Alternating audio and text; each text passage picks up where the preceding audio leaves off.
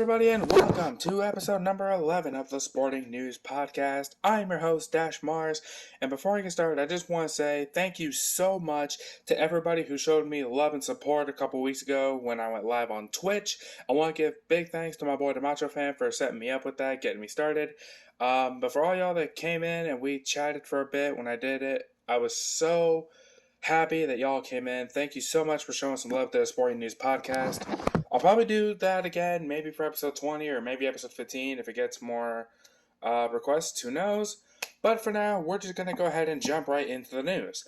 So, not much in the way of basketball, but there is one piece of news that I could say, which is Aaron Gordon has re-signed a 4-year deal with the Denver Nuggets. As we know, he was acquired last year by trade to the Orlando Magic, so now he's a part of the Denver Nuggets, and they've re-signed into a 4-year deal, so that's good for him. But my main focus this week is going to be football, because the NFL season kicked off last Sunday, and holy shit, was it a crazy, crazy week.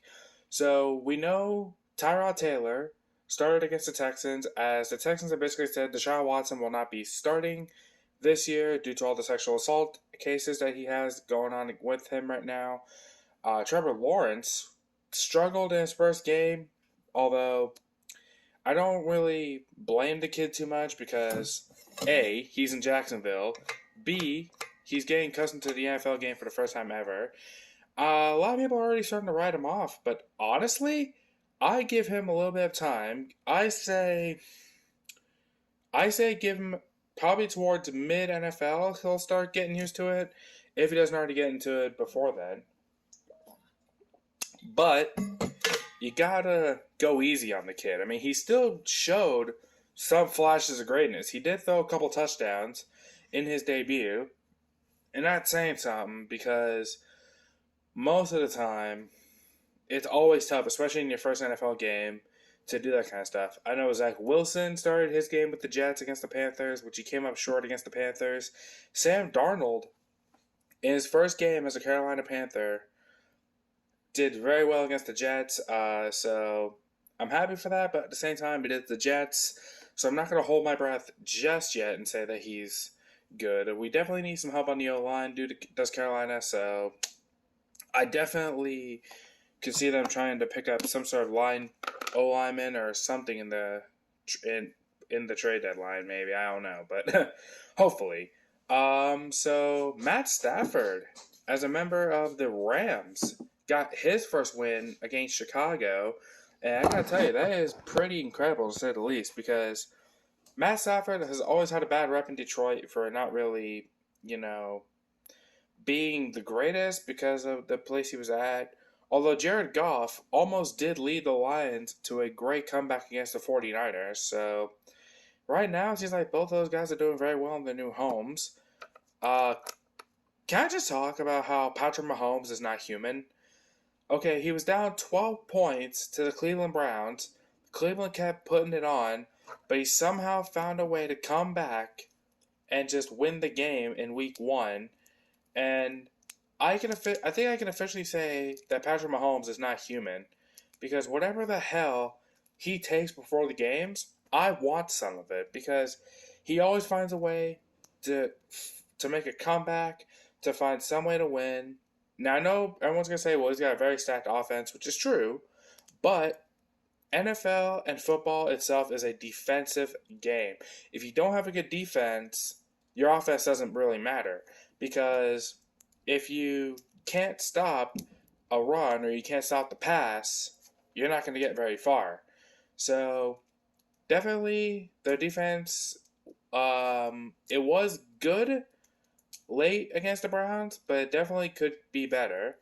And that's always something that I say to people, is defense wins championships. So you have to make sure that your defense is on. Same with Tampa Bay. They beat the Cowboys by 2 points, but the Cowboys and the Bucks, their defenses were good, but again, you don't want to turn it into a shootout, which, although a lot of people like it, I'm a fan of close games under 10 points. If it's a game that goes over 10 points, then I basically just call it a wrap. But speaking of, the Philadelphia Eagles, with Jalen Hurts and Devontae Smith, those two are going to be a very dynamic duo, I think. They're definitely going to be a very solid matchup for anybody that they face, which I'm very excited to see. So there is that. But a big piece of NFL news coming out today is that Josh Gordon, who we all know has had a bad history with drugs and has been suspended multiple times in the NFL, well, according to the NFL Players Association, he got his approval to be back into the league. He just needs Mr. Roger Goodell to confirm it and sign on to it.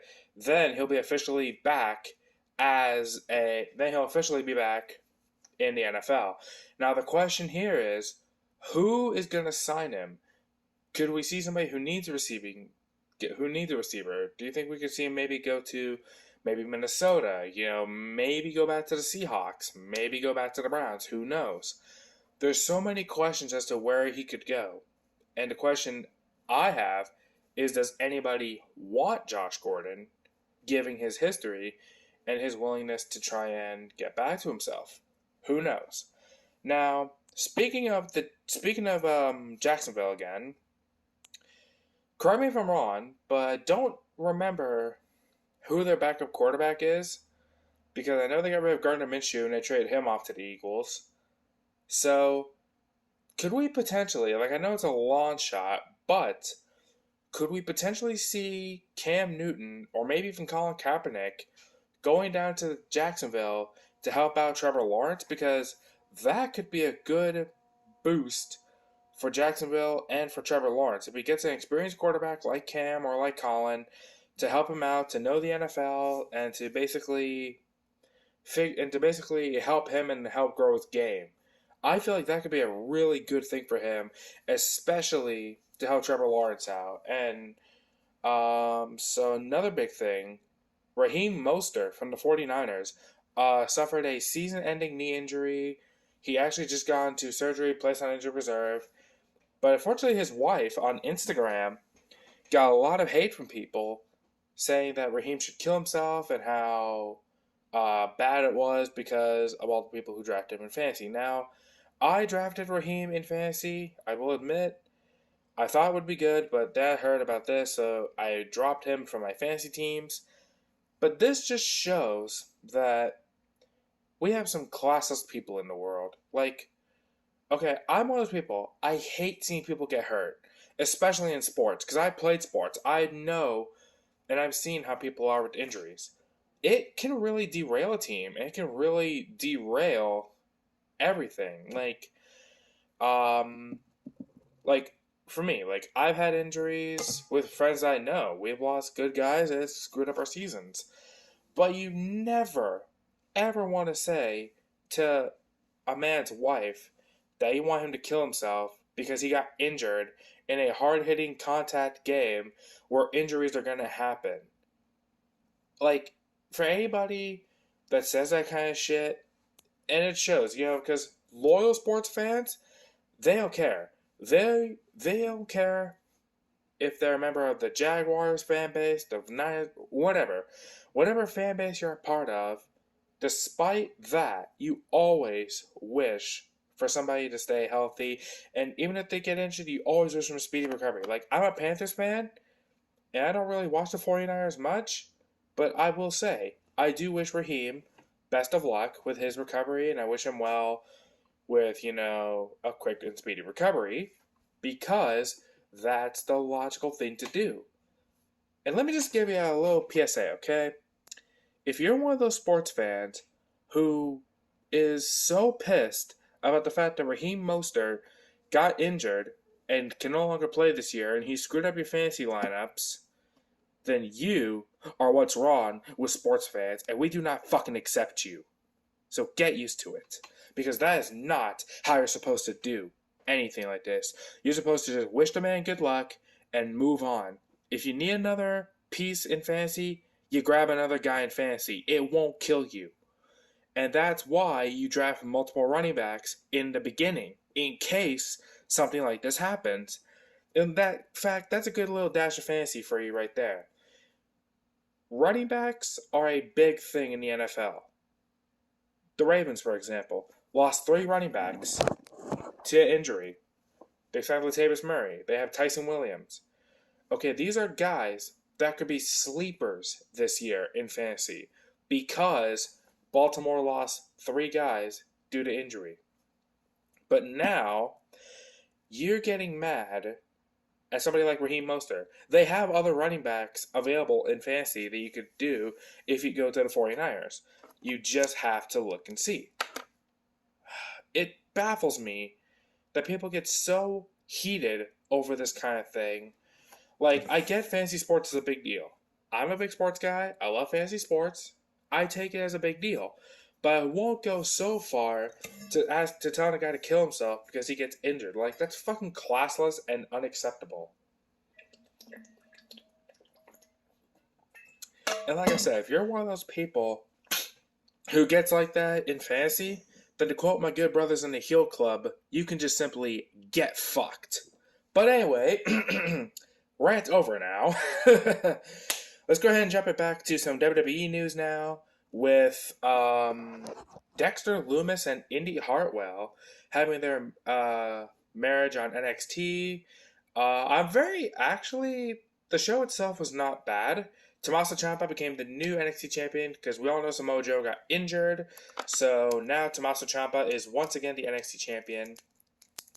And I'm happy for it because him as the NXT champion was absolutely dominant. And I loved every single second of it. Now, Dexter Lumis, if you never watched TNA, he doesn't talk in NXT much. He said his first 2 words in NXT, which were "I do," to of course get married to Indy Hartwell. But if you ever want to, So if you ever want to hear him talk or how he was, watch his old stuff in TNA because the guy actually does have good skills and everything like that. So that's always something cool. Also, Big E Langston is the new WWE champion. He cashed his Money in the Bank Monday Night on Raw, and I, for one, am so happy that they pulled the trigger on Big E and they finally made him WWE champion. So now, 2/3 of the New Day have been WWE champion, Kofi and Big E. Now, I am so happy. Now, I want to know what they're going to do. Are they going to keep him as a good champion for a while? Are they going to make him into a transitional champion? I don't know what the story is, but I feel like right now, Big E's got a ton of momentum, and I feel like they could make him have the title as long as Kofi did, or maybe even have him be the champion longer than Kofi was. And Kofi was champion for like 6 months. So I could definitely see him getting a good lengthy run with the title before he ends up losing it. So this could be something very good for Big E as well. And I'm so excited to say it. Big thing now. We're going to go ahead and get into some AEW stuff. As we all know, Bryan Danielson, Adam Cole, Ruby Soho all made their debuts at All Out.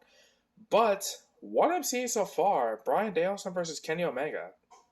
Now, is this going to be a dream match or what? Because this is something that a lot of people today are like so happy is actually happening. Is the fact that we have Kenny Omega and Bryan Danielson competing with each other, and this is going to be something incredible to say the least. I'm excited for it, and I can't wait to see how it all unfolds. But I'm going to go ahead and end this Sporting News podcast here. Hope you guys enjoyed it. If you did, leave a like. Also, go subscribe to the Keepers Network so you can keep up to date with all the sporting news that happens. And until next time, I am RealDashMars, signing off.